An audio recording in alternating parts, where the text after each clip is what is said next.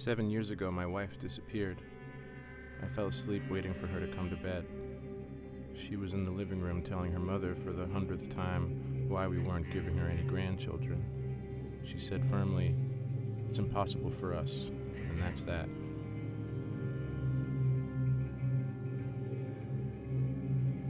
Nothing came from the investigation. They were all tied up trying to reorganize after EE3, the third evacuation of Earth.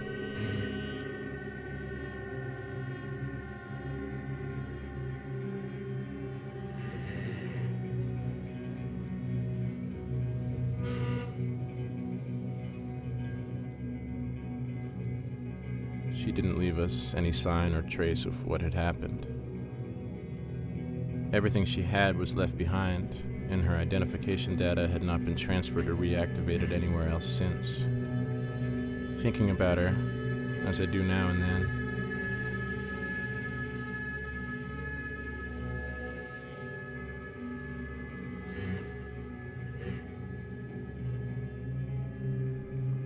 thinking about her as I do now and then,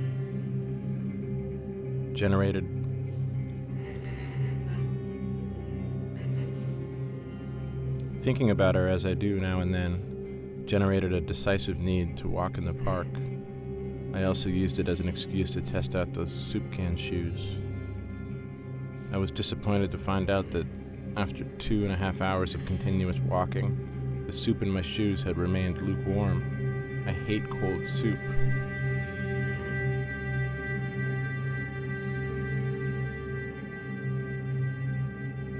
I sat in the park in a stupor until a peculiar memory surfaced. About 7 years ago, right after the disappearance of my wife, a microwave from an unknown sender arrived outside my door. I went home and it was late in the day by the time I found it. I plugged it into the kitchen, but even with the intergalactic adapter, the microwave did nothing. And no longer motivated by the thought of soup, I decided to rest. I woke up to an alarm coming from the microwave. I pulled it from the wall, but it wouldn't stop. I pulled out the manual. The popcorn button section title is highlighted. An inscription in the margins read, "Isn't popcorn nice?" I pressed the button, and a voice from the machine said, "Consciousness detected." The operating system of the microwave downloaded my consciousness. I was transferred into a body that felt familiar yet hallucinatory.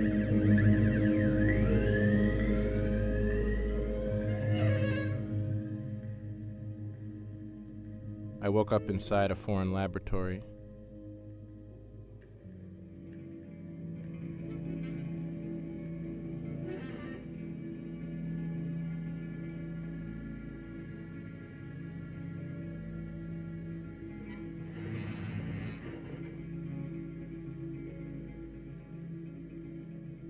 Using a voice transcription software, the aliens began speaking. "We represent the Alien Fertilization and Embryology Authority, AFEA. Can you confirm the identity of this woman?" It was my wife. They began telepathically communicating amongst themselves. The tall one directed me to the central workstation. Quote, "Your wife lives in an underground incubator deep below the planet Rhea's surface in a city that belongs to the cult of the Siren Sun. Whether or not she was abducted or joined the cult voluntarily remains in question. However, we do know that she, as well as several thousand other women, underwent extensive genetic modifications. We do want you to be aware that these procedures involved a very severe type of memory erasure.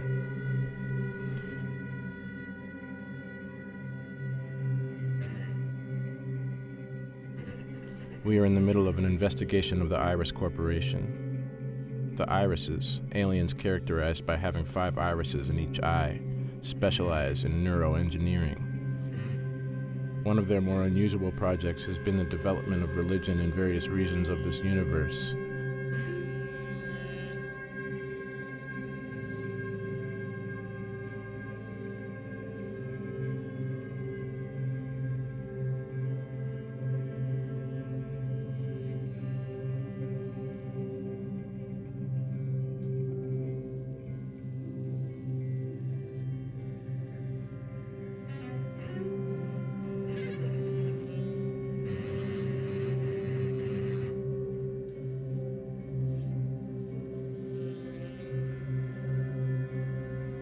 They are currently denying any responsibility for the reproductive development within the cult of the Siren Sun. But we believe your wife, like all of the women in the cult, have been designed by Iris technology to reproduce a rare melon known for its anti-pollutant properties.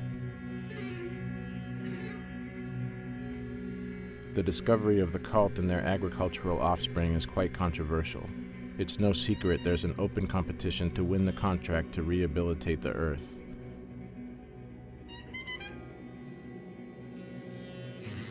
A group with close ties to the Iris Corporation recently announced a plan that relies on the cultivation of these melons, claiming the Earth could be ready for life in 4,000 years.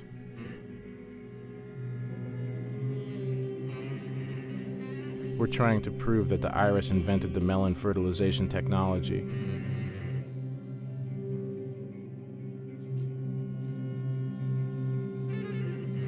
Just before you arrived, we traced payments coming from a shell company that lead back to the Iris Corporation, which are being sent to one of the Bible's authors.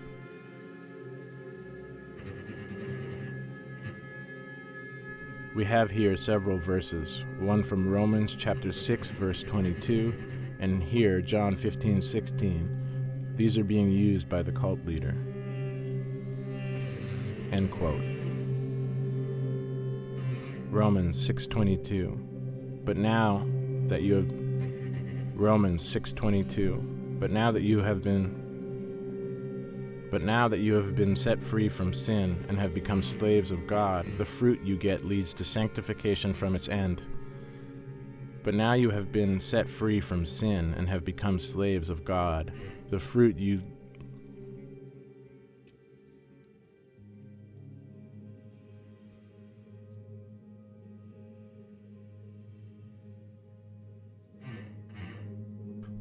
get leads to sanctification and its end, eternal life. John 15:16. You did not choose me, but I chose you and appointed you that you should go and bear fruit, and that your fruit should abide, so that whatever you ask the Father in my name, he may give it to you. He stopped abruptly, and I was taken back to my cot and told to lie down. I was sent back home with the request to keep my microwave in case I was called to testify in court. It's been 13 weeks and nothing has happened. I had 2 incidents with the microwave, but both times it was only spam.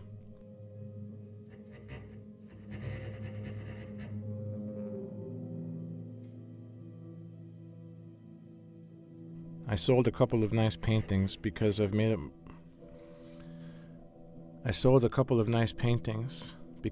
up my mind. The only thing left to do is make the journey to Rhea, which is only 40 light years away, and bring back my wife.